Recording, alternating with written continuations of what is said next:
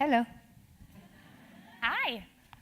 Hi. So I heard that the last time that you were here on campus, that you said that if you had had a Stanford MBA, you would rule the world. I wish I could have gone in. Yes, Well- I think that to be in Stanford is such an incredible, lucky thing. You know, you're in this. And then I was told, what did the dean just say? That, who is it that just said that it was very important to also be rounded. Well-rounded, right. Well, you don't have a Stanford MBA, No. and you I clearly basically don't. rule the world. Do you think I should drop out? Well, It doesn't look like she's nervous, right?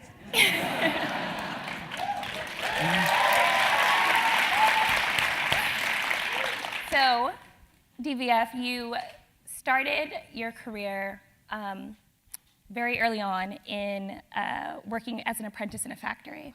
Can you tell us a little bit about that experience and if you really wanted to be a fashion designer growing up? I really didn't. You know, I always, when I talk to young people, I also always say, you know, unless you have a real vocation, like you know you want to be an actress, or you know you want to be a pianist or something, or an engineer, you don't know what you're going to do. And then, you know, when you start life, there are all these doors, and which door is going to be my door, and which door are you going to push? And it's not always the most glamorous door that will give you the most glamorous life.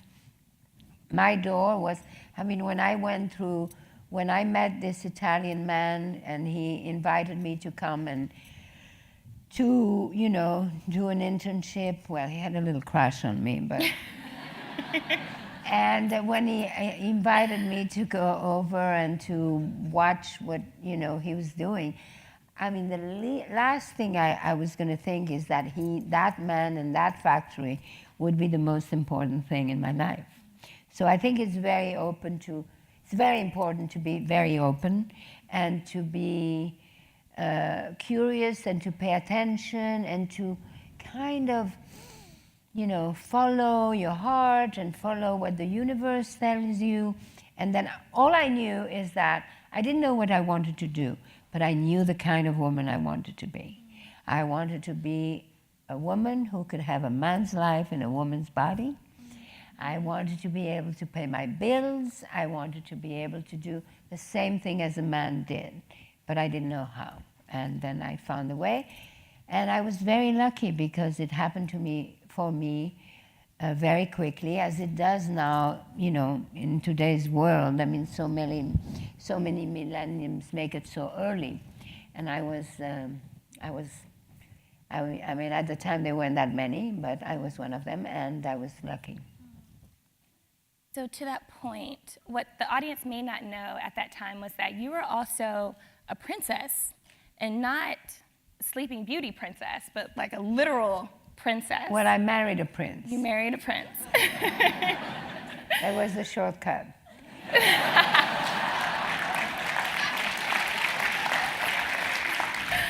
But you continued working. Yes, So and why I was married that? pregnant too, so that was... I was going to leave out that part. But. No, why? I mean, it's, you know, it's one of those things. I was engaged, okay, so it's not continuous. But why was it so important for you to continue working, though, when you really... Oh, no. Financially... I was just starting. Okay. And, but I mean, I didn't want my financial independence to come from my father, my husband. I wanted to do it on my own, and I did. And part of, you know, I was, I mean, it also made my marriage not survive. I mean, you have to say the things as they are. So at some point I had to choose, and I chose. But he gave me 2 beautiful children, and we stayed friends forever, and life was on. I want to switch gears a little bit and talk about your business. When you started your career, you created a very famous wrap dress. And here at the GSB, we talk a lot about product market fit, about creating products that satisfied a particular consumer need. And looking at the audience, it looks like there are several people with a wrap dress on now. If you have a DVF dress on, can you stand up?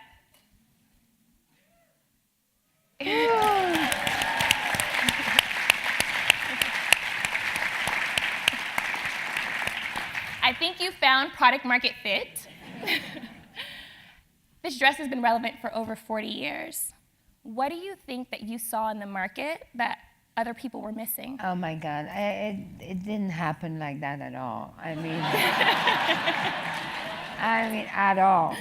I mean, I was working with this man. This man had a print factory, a printing plant. It was in Como, Italy. Como, Italy is basically the end of the Silk Road, right? The Silk Road starts from China, you go through all the thing, and then you end up in Como. In Como, they were all the silk manufacturers. And therefore, around them, there was an industry, there was all the illustrators and painters and artists that would sell their drawings and their paintings to those people in order to make beautiful prints, scarves, and so on. This is her print. This is a print. And so this man, so that's what I learned first. He would go there and look and this, and so they buy an artwork, and then you put it in repeat, and then you talk to the colorist. And Italy, at the end of, after the war, was very industrial. Italy was just beginning, and so there were these very, very small factories that were being born, and they were families, and these people were colorists, and their grandfather was colorist, and the great-grandfather. So it was very like that, you know, and this one made handbags. And so anyway, this man had a printing factory. So I learned about that. Because he was a successful printing factory, he would make all scarves for Gucci and Ferragamo and people like that. He then needed more room. Because he needed more room, he bought the factory next door for the walls. When he went in, he saw all these machines that weren't doing anything, because the people who had the factory before were making stockings. Now, you're all too young, you don't know what a stocking is. But stocking is what people wore before they were pantyhose, right? They were wearing stockings with little garter belt. And so stockings was over, so these people went out of business. And so this man looked at these machines. He said, what else could I do with these machines? Because they were tubular knitting machines. And so he called in all the yarn people, Dupont and people like that, and they tried these machines with a thicker yarn, and that's how they came up with the jersey fabric. Now, there are two types of fabrics. The fabrics that are woven and the fabrics that are knitted. Jersey fabric is a knitted fabric. It's what t-shirts are made of. At the time, t-shirts, nobody would wear t-shirts except men's as underwear and maybe sailors. But nobody else wore t-shirt. Nobody else wore t-shirt until there was a very famous movie star called Brigitte Bardot, and she lived in this little port called Saint-Tropez. And there was a little shop there when they started to dye the t-shirts in all colors. And there was Brigitte Bardot looking so beautiful and so hot with this colored t-shirt that had a little Saint-Tropez signa on it, and blue jeans and barefoot. And that's when t-shirts started. So Mr. Ferretti, my Italian man, started to make t-shirts, and then because he had a printing factory, printed t-shirts. And I was there when all of this was happening. And then he bought another factory that used to make nightgowns because they had very thin needles so that he could work this fabric. Okay, all that is, I didn't think any of this would ever be important in my life. That year, my mother gave me a ticket, an airline ticket to go to New York to visit my boyfriend, the prince. So I went to New York to see my boyfriend, the prince. who was very good looking, very handsome. He had everything. And you could imagine all the girls in New York wanted to marry him. So they didn't really like when I showed up. But I was invited everywhere, and there were all these young designers who wanted me to wear their clothes. And one was called Holston, and the other one was Stephen Burrow, and there were all these generation of Giorgio Sant'Angelo, this generation of young designers. And we didn't have clothes like that in Europe and so on. So when I went back, because after 6 weeks of visiting Egon, I went back to Italy, went back to the factory. At that time, I walked into that factory, and I just had a vision. I said, oh, there's something I can do here. I can make samples, and I will try to go and sell them in America. And that's what happened. I started to stay late at night and work with the sample maker and the pattern maker, grab any fabric that was left over on the floor and make a few samples. Then Egon came back on his way. You know, he was stopping from one bank. The next year he was going to go to Lazare, so he had a summer off. So he, on the way to Asia, he stopped in Rome. We met in Rome. We got engaged. And then he went on. And I went back to the factory. And I'm going back to the factory, and with this Italian man, you know, who's driving the yellow Lamborghini, and we go from factory to factory, No big deal. and this and that. And one day he drops me in Milan, and I'm feeling so dizzy because I think it's a Lamborghini, and I fainted in the street. And I remember Italian people say, è morta, she's dead. And I was not dead, but what I was pregnant. So,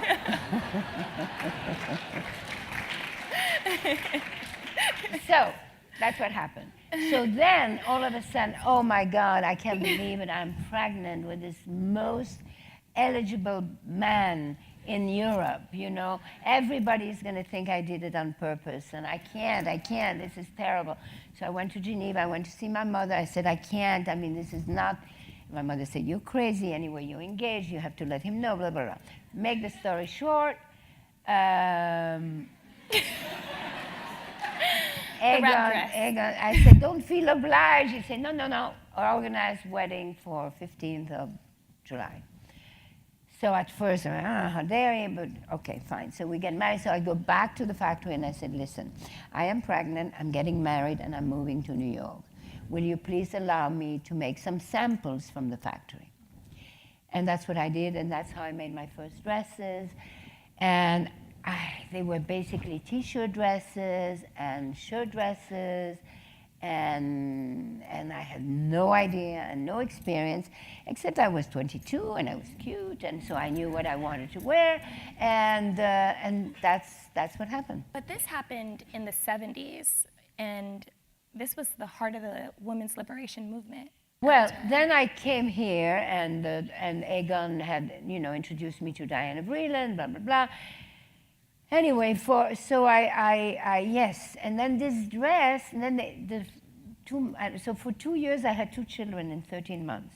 So I had 1 child, and then I was pregnant again, and in between, back and forth to go to Italy, and I had miserable little orders, 15 pieces, 55 pieces, and the Italian man would say, what are you, crazy? I don't have a sample room, I have a factory.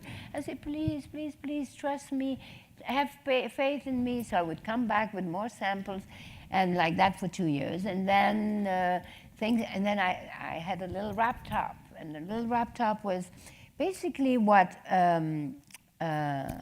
dancers, ballerinas wear, you know, to keep warm. It's called, in French, it's called cache-cœur. It's like hides the heart. By the way, it's also called robe portefeuille, which is wallet. It ended up filling my wallet. So at first it was a little top with a matching skirt, and that did really, really well. And then I said, well, why don't we make it into a dress? and that was the dress. And then, I started, I was 22. By the time I was 26 or 7, we were making 25,000 dresses a week. Wow. And that's 50,000 sleeves, and that's a lot. and so and then I was living this American dream. And I read that the dress.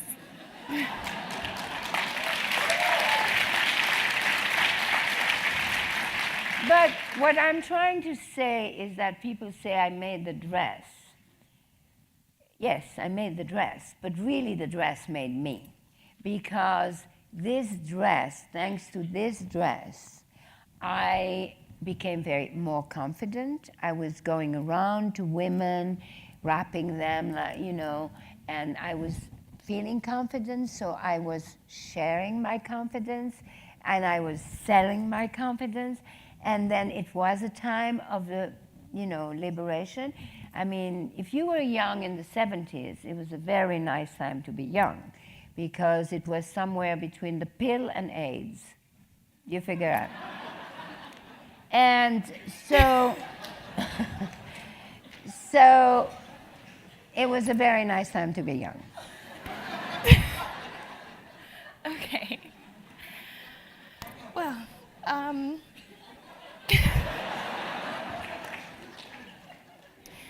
so I read that you named your first dress Angela after the prominent Angela civil Davis, yeah. Yes. You know why? Oh, funny, where you read that? No, there was a dress that had stripes. And it wasn't a very good reason why I called it Angela Davis, because she had been arrested, and it's a stripe. Well, but what were you hoping? I think that was a really bold move to name your dress after. Yeah, but the nobody civil knew. rights I don't even know how you know.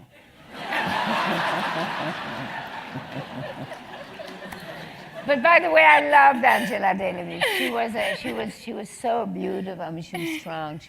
Yes, there were all these women that popped out at this time. There was Angela Davis and Gloria Steinem, and it was a wonderful. Actually, okay, I was a princess, right? Because I had married a prince. But actually, at the time, this when Gloria Steinem invented the word Ms., M-S, right? So you weren't Miss or Mrs., you were Ms. And I actually traded my title of princess to be a Ms. Because I'm a feminist. Yes. Yes. Sorry. Well, it's kind of in fashion to be a feminist again. It went away for a while. So there's a movement that's happening right now with women, and a lot that has come up around the Me Too movement, the Time's Up movement. From your experience with the women's liberation movement in the 70s to what's happening now, what do you think are the parallels, or what do you think are the differences? And how do you think that we're fighting for an extension of something, the same thing? How do you think about it? So when I was young, we were feminists because we wanted to have equality, and in many ways. And so that was that. But at the time, even though we still, I grew up like if you were a woman, you had your period and you would get groped. That's just it. That would happen. Men, your bosses, would treat you somehow like meat, and you just had to defend yourself the best way you could. But it was part of the DNA of being a woman. So you did, and I was lucky because first of all, I only had 3 bosses, and they were all before I was 22. And also because then I had my own business, and so I didn't have a boss. And then I also was in the fashion industry where women were actually, it was easier for a woman to have a job. But I'm thinking, now all these other women who had jobs with male bosses who constantly, would touch them and do that. And the fact that they didn't want to lose their job because they have children, because you don't want to lose your job. You like your job. You studied for your job. You have a good job. And then you have this pig as a boss. And how do you deal with it? And so I think what happened recently is great. I think that it's just, it's one step ahead, and that men cannot treat us as meat, as we can't treat them as something else, whatever it is. I mean, but it's a good thing. It's a very good thing. And as women and as mothers, I think that it's our responsibility to raise our sons so that they respect women. But it's so much ingrained in society, that. But eventually, it's. I don't know. I have, my mother always raised me like it was an advantage to be a woman. So I thought it was an advantage, but maybe I was very privileged. Maybe, I had good legs. Who knows? But it's the truth is that I have never met a woman who is not strong. All women are strong, but a brother, a father, a religion, or very often ourselves. We don't want to show our strength because we want our men to feel strong and blah, blah, blah, and powerful and all of that, which is fine. But then there's a tragedy, there's a fire, there's something, and the woman gets one child and the other child and the jewelry and bam, boom, out the door. And you see that at the end of the time of tragedy, the woman's strength comes out and she takes over. So I think it's important for women to know inside of them that they are strong. Then it is their decision to show it or not to show it, to do it. But what is the most important thing is that they know it inside themselves. Well, I think it's an interesting concept to talk about the privilege that may be associated with some women in their careers as relates to not having to deal with that level of harassment.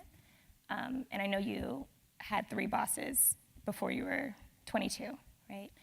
I think there are a lot of women in a lot of different industries that don't have that privilege. That's right.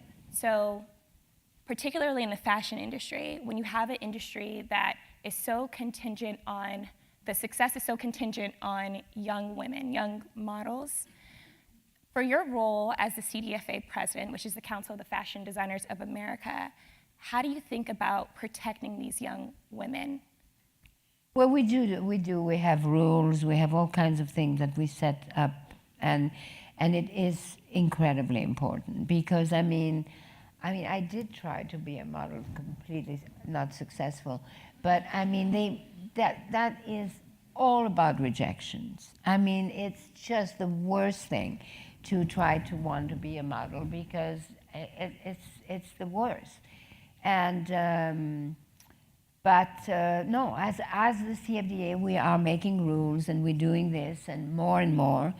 And but it's also, and I think it's also interesting for for the fashion industry in particular because women are the prime consumers, most of the consumers, right.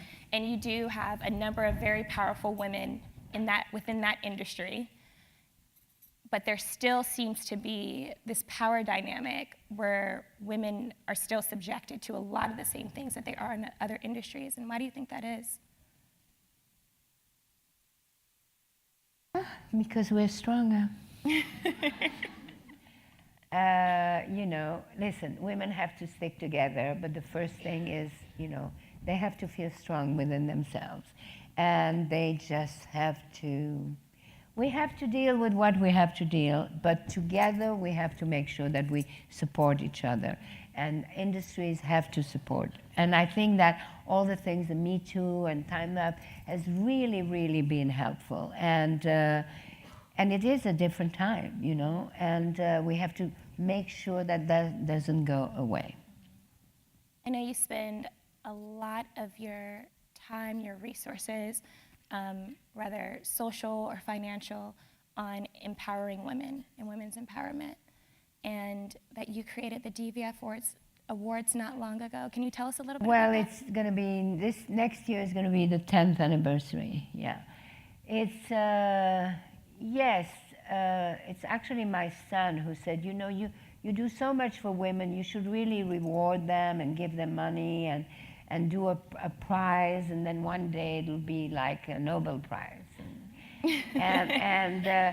So we started together when I got involved in creating the women's conference with Tina Brown, and then at that time I started this prize, and it is to, and it was really thinking about my mother, who was my mother was a survivor of Auschwitz. She survived, and so it's for women who have the strength to fight, the courage to survive, and the leadership to inspire. And the women we have given awards to are just remarkable. Most of them are not that well known, but they've done an incredible work. And it's been a wonderful. And then you create a family over 10 years, and then you see what they got, and usually they got other prizes after, and then you get to know them. And you know, I think that what is most important is I believe in the chain of love. You know, if you pay attention to people and you know them, and then you help them, and then I really do believe in that. I mean, I really believe, you see, now I was very successful, very young, blah, blah, blah. I created a company. Obviously, when you create something, it went up, it went down, it went, you know, it had many generations. But now I have a woman CEO that I think is going to really take the company to the new world, the new digital world.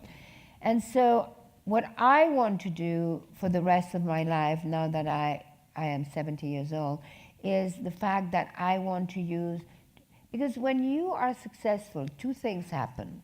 One, you can pay your bills, and two, you have a voice. And when you have a voice, it's important, it's your duty, but it's also a gift and a privilege to use your voice for people who have no voice. And that voice thing, and that being able to share the experience that I have, because I may be 70, but I really should be 140 for how much I have lived, and the different people I've met, and the different circumstances and all of that.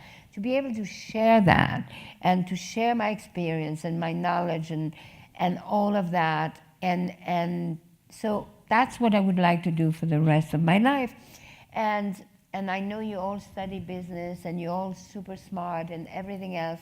And but what I would like to be able to tell people is that women mostly, and this is very much of a women's audience. So the other day I walked in there, they were all male engineers. I say, oh, it's not going to go well, but it did go well. Anyway, and is my big umbrella now. My big umbrella is Design Your Life, right? And so because I want to do podcasts and I want to do speaking engagement and all of that, I wanted this summer, I said, okay, I have to structure. What does it mean to design your life, right? What does it mean? And so because I was in Sicily, I drew a Greek temple, and on top of the roof, I wrote Design Your Life. And then I put the pillars. And these are the pillars that I came up with. The first pillar, the most important pillar we all have, is our character. Because you could lose everything. You could lose your health, you could lose your wealth, you could lose your children, you could lose everything. But you never lose your character. even under torture. And what does character really mean? Character is really about the relationship you have with yourself. And to have a relationship with yourself is hard because it means you have to be demanding, you have to be disciplined, you have to do all of these things. But you have yourself as a refuge, as a shelter, and no matter what happens, you always have yourself. And if you have that, any other relationship is a plus and not a must. And there is nothing less attractive than being needy, you know? So character is really the pillar number one. And it's in order to kind of, you practice it every day. It's like the plumbing, it's like, or pruning trees. It's all the time. You need to work at it. You need to have time, a little bit of solitude, a little bit of silence, a little bit of things so that you know that somehow you could rely on yourself. Pillar number one. That's why I say the first number one lesson in life is the most important relationship in life is the one you have with yourself. Pillar number two is your body and your mind, your brain. I mean, our body, we have so much power on our body. We can exercise it, we can forget about it, we can modify, the shape, and the mind. I mean, it's only recently that I realized, we have this incredible computer inside. I can speak 3 languages at the same time and drive and drink and all of that at the same time. And my mind is making me do all that.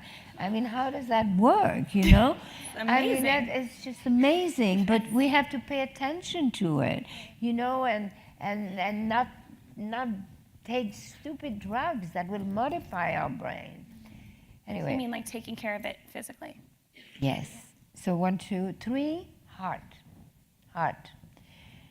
Heart is a muscle, right, that pumps the blood and creates oxygen. So heart is life. Life is love.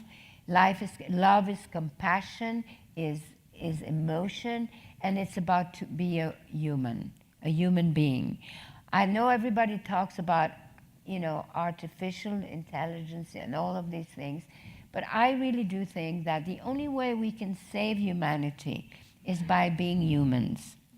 And I think that there's going to be, I hear it. I hear a lot of people who all of a sudden think about being kind and doing things to be human. And I Does think that mean empathy to you? yes, and it means paying attention to the next person. And yeah, it's being human. All of a sudden being human and having a heart. I think that's the next trend, hopefully. We have to compete against whatever else is happening. So 1, 2, 3, 4, pillar number 4 is purpose. And purpose is work. Therefore work is your independence, your identity. It's your expression. It's who you are in society. So I know you worry a lot about that here, so I shouldn't talk about it anymore. And one purpose, and then you More have depth than that. and then you have what I do, which is aesthetics, what you wear, how you surround yourself, the power of color, all of that. And that's what I thought my 5 pillars were. And then 2 weeks ago I was talking to my 17-year-old grandson, and he said, "You forgot nature." And I thought, yeah, that's right, I forgot nature. So we added another pillar. And because it was 6 and I like odd numbers, I had to add another 7. and my pillar number 7 was rituals. We do things every day that we don't even think about. Like many years ago, I did 3 coffee table books. They were photography books. And one was called The Bed, The Bath, and The Table. And the bed, if you think about it, we throw ourselves in the bed without thinking, and we go and sleep in a messy bed. But look at what the bed, I mean, how important. We conceived in a bed, we make love in a bed, we're sick in a bed, we die in a bed.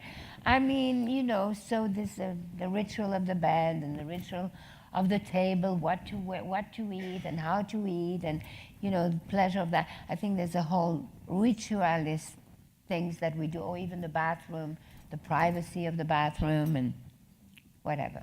So all of this is under Design Your Life. And does that sound interesting to you? Why? Why? I mean, I don't know. So, I mean, I said it to somebody and said, well, that's very generic. I say, yeah, it's generic, but what isn't generic? Well, I think what isn't generic is the experience that your mother had and the influence that she's had on you as a result of her surviving Auschwitz. You talked about that a lot in your book, The Woman I Wanted to Be, and I would love to know how that influenced the woman that you wanted to be. All right, so in order to describe my mother, imagine yourself in 1944 in Belgium, occupied Belgium by Germans. This 22-year-old girl gets arrested, deported, and sent to labor camps in Auschwitz. It was because it was so late. I mean, she stayed there for a while, and then there was the famous death march, and they went to another camp, and then another camp. And 13 months later, she ended up in this third camp. And by then, she was in pretty bad shape. And one morning, they woke up, and the Germans had left, and then the Russian came and raped them and whatever. And then they left, and then the Americans came. And she was in a very bad state. She couldn't move. She was brought to a hospital. She weighed 49 pounds. And so they made her fill a questionnaire. The only reason I know that is because the Holocaust Museum, that I helped, did a huge research on both my parents and sent me all this information. And this questionnaire comes, and where you say name, first name, second name, where you came from, and then state of health. And even though she could not move, she wrote excellent health. And that explains everything. No matter what, she always told me, no matter what happens, you can never be a victim, And she survived, she gained the weight back. Her fiancé came back from Switzerland. They got married. The doctor says you have to wait 3 to 5 years before you have a child, because you won't make it and the child won't be normal. And 9 months later, I was born, and I was not normal.